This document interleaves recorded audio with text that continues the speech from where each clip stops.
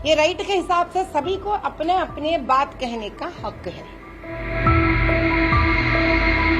हम तो अपने प्रधानमंत्री के सच्चाई और धर्म के पद जो लेकर निकल पड़े हैं, हम उसको मानते हैं। जो उम्र में भी बड़े हैं और अपने आप को सीख में भी बड़े कहते हैं। उद्धव ठाकरे के निमंत्रण पर मातोश्री पहुंचे ज्योतिर्मठ के शंकराचार्य अभिमुक्तेश्वरानंद ने कई सारे सवाल खड़े किए, जिसकी बात से अब देश की राजनीति गर्मा गई है। चाहे दिल्ली में केदारनाथ का मामला हो या केदारनाथ मंदिर में सोना चोरी का मामला हो या महाराष्ट्र की राजनीति का मामला हो, उन्होंने अपनी बात खुल करके रखी। साथ ही उद्धव ठाकरे के साथ उन्होंने कहा कि विश्वासघात हुआ है और लगे हाथ उन्होंने कह दिया कि केदारनाथ से 228 किलो सोना गायब हुआ है। इस पर कोई सवाल नहीं पूछता है। साथ ही उन्होंने यह भी सवाल उठाया है कि दिल्ली में केदारनाथ बनने का जिक्र हो रहा है, जबकि ऐसा कभी नहीं हो सकता है।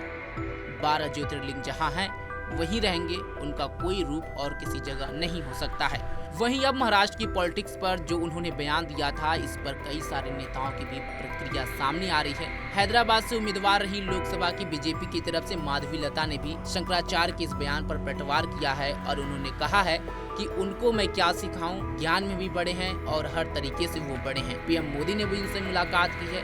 सुनिए कि माधवी लता ने अभिमुक्तेश्वरानंद स्वामी के बयान पर क्या कुछ कहा। भैया, इस देश में जो फंडामेंटल राइट है, ये राइट के हिसाब से सभी को अपने अपने बात कहने का हक है।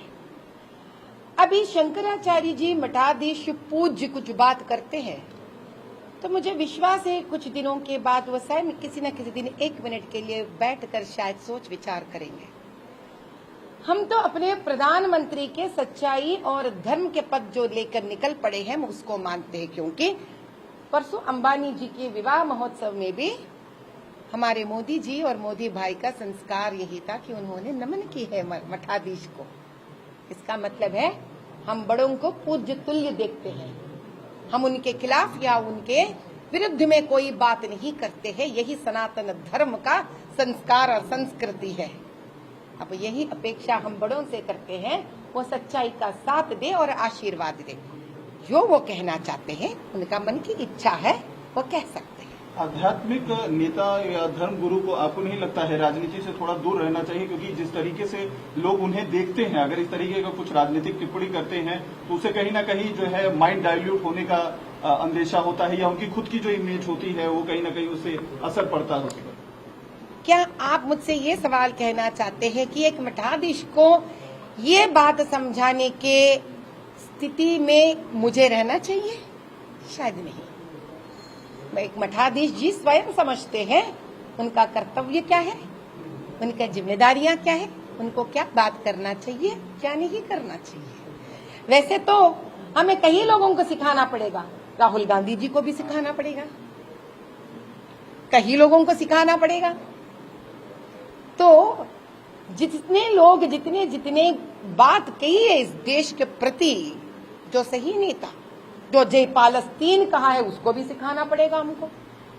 तो हम उनको क्या सिखाएं जो उम्र में भी बड़े हैं और अपने आप को सीख में भी बड़े कहते हैं।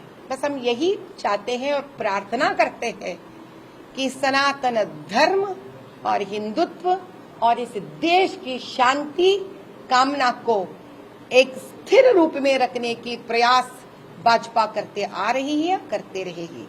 इस देश के हर नागरिक के प्रति हम भाजपा के तरफ से सच्चाई से धर्मबद्ध काम करना ही सीखे हुए हैं। जो अपने जो क्या कहते हैं, अपने व्यूज व्यक्त करना चाहते हैं, वो उन पे है।